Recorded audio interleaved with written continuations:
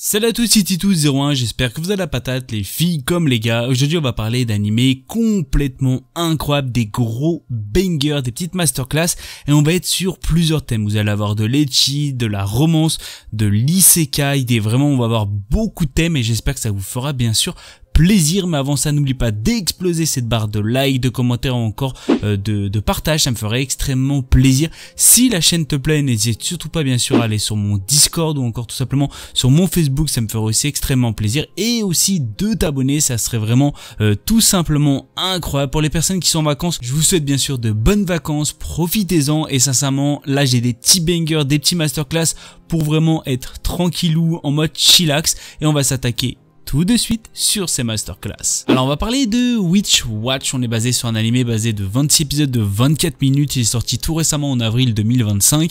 Pour les intéressés, il est disponible sur ADN, Crunchyroll et bien sûr Netflix. On est sur de la comédie, du drame, du fantastique, du surnaturel, de la romance, de la magie, bien sûr de la sorcellerie. Alors Morihito Otogi possède une force surhumaine car il est le descendant d'une lignée d'ogres. Un jour son père lui annonce qu'il doit devenir le familier de Nico, son amie d'enfance qui est une sorcière. Ils vont vivre ensemble et il devra la protéger de tout danger. Nico, amoureuse de Morihito, est ravie de cette cohabitation. Bien que son amour ne soit pas réciproque, cependant Morihito prend très au sérieux son rôle de protecteur car une menace imminente pèse sur elle. Alors moi ce que j'ai à dire c'est que c'est un petit banger que j'ai vu, que je viens juste de voir et sincèrement j'ai été énormément surpris.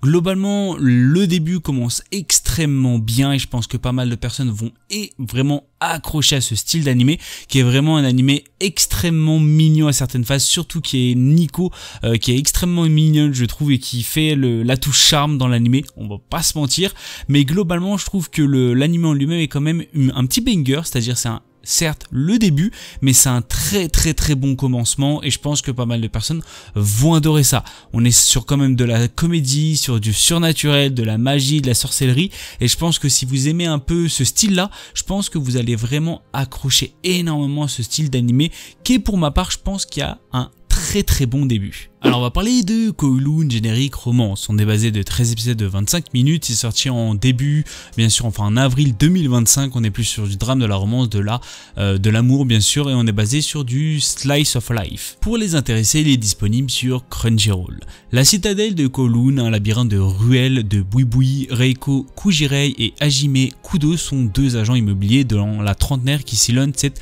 enchevêtrement de béton. Entre eux semble se dessiner le début d'une romance. Mais est-ce que c'est vraiment le début?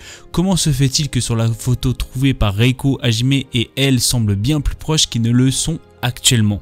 Et la citadelle de Kowloon est-elle vouée à disparaître grâce aux bâtiments futuristes en construction au-dessus de leur tête? Générique Terra. Alors moi ce que j'ai à dire c'est que déjà de 1, c'est extrêmement rare de la romance sur des personnages de 30 ans. C'est-à-dire vraiment, la plupart du temps, c'est vrai que c'est sur des adolescents, adolescentes, voire des personnes qui sont un peu au lycée. Globalement, du 30 ans, c'est extrêmement rare et ça commence quand même plutôt bien parce que c'est vrai qu'on en voit très rarement et ça peut vraiment faire une petite tournure assez complètement opposée parce que ça peut être un animé vraiment basé sur la romance plutôt pour adultes et globalement c'est vraiment extrêmement rare de voir ça et ça fait quand même plutôt plaisir. Moi ce que j'ai à dire c'est que c'est un animé qui commence quand même plutôt bien, je m'y attendais mais vraiment pas du tout à ce style d'animé. Graphiquement c'est aussi un autre style, c'est-à-dire peut-être certains vont pas du tout aimer, moi sincèrement j'ai extrêmement bien accroché et je pense que pas mal de personnes vont aussi adorer. J'attends un petit peu plus d'animé pour vraiment vous dire mon réel avis mais globalement ça commence extrêmement bien et je pense que pas mal de personnes vont adorer ça. Si vous aimez un peu tout ce qui est à base de romance, un peu ce qui est à base aussi de choses que l'on voit pas fréquemment, je pense qu'il pourrait grandement vous intéresser. Alors on va parler de Kijin Gentushu. On est basé de 24 épisodes normalement sur 23 minutes, il est sorti tout récemment en mars 2025, on est sur de l'action, de l'aventure, de l'historique, de la psychologie surnaturelle, voyage temporel bien sûr, démons. Pour les intéressés, il est disponible sur ADN. L'histoire débute à l'époque d'Edo et se centre sur Jinta, le garde du corps d'une prêtresse dans un village de montagne isolé.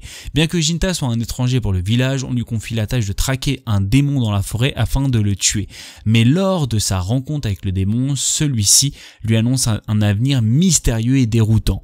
L'histoire s'étend sur 170 ans de la période d'Edo et l'ère Heisei, durant laquelle les protagonistes voyagent à travers l'espace et le temps tout en cherchant à comprendre pourquoi ils manient la lame. Alors moi ce que j'ai à dire, c'est un animé globalement extrêmement important parce que c'est certains animés qu'on voit très rarement, c'est qu'on va être basé aussi sur du samouraï. Et sincèrement, c'est quelque chose qu'on voit vraiment très peu et c'est quand même plutôt dommage. Alors je suis une personne qui adore tout ce qui est à base de samouraï, d'épée, tout ce que vous voulez. Sincèrement, c'est quelque chose que j'adore énormément et voir ça de temps en temps sur les animés, ça fait quand même plutôt plaisir. Je ne dis pas qu'il y en a pas, mais il y en a extrêmement peu et c'est quand même plutôt dommage. Après c'est vrai, il y en a beaucoup qui vont me faire référence à Demon Slayer, mais globalement ça n'a rien à voir et ça vous allez bien sûr le voir si bien sûr vous regardez cet animé. Globalement sincèrement j'ai été énormément surpris et on apprend quand même pas mal de choses au début des épisodes que bien sûr vous allez sûrement reconnaître. Ce qu'il faut savoir, c'est que le premier épisode va durer à peu près 1 heure, c'est-à-dire 54-55 minutes et sincèrement c'est quelque chose que je m'attendais pas du tout et ça fait quand même plutôt plaisir d'avoir un très très long épisode pour le début pour bien sûr vous présenter un peu comment va commencer cette fameuse série. Globalement, si vous aimez tout ce qui est à base d'aventure, tout ce qui est à base d'action surnaturelle, de démons, vraiment basé sur ça, je pense que vous allez vraiment aimer et sincèrement graphiquement ça envoie vraiment quand même du lourd.